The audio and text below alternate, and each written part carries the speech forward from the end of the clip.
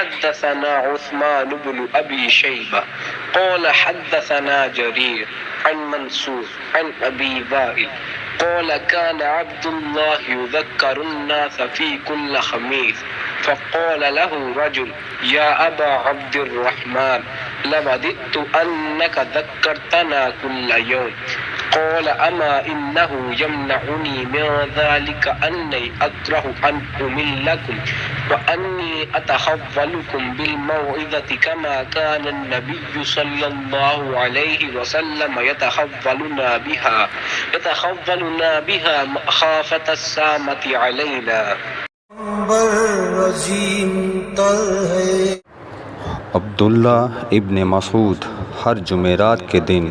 لوگوں کو وعظ سنایا کرتے تھے۔ ایک آدمی نے ان سے کہا، اے ابو عبد الرحمن، میں چاہتا ہوں کہ تم ہمیں ہر روز وعظ سنایا کرو۔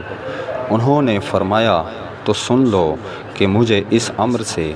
کوئی چیز مانع ہے تو یہ کہ میں یہ بات پسند نہیں کرتا کہ کہیں تم تنگ نہ ہو جاؤ،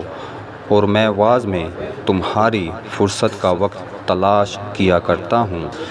جیسے کہ رسول اللہ صلی اللہ علیہ وآلہ وسلم اس خیال سے کہ ہم کبیدہ خاطر نہ ہو جائیں، وعظ کے لیے ہمارے اوقات فرصت کا خیال رکھتے تھے۔ صحیح بخاری حدیث نمبر 70۔ وہ خود نظارہ ہے، خود نظر ہے،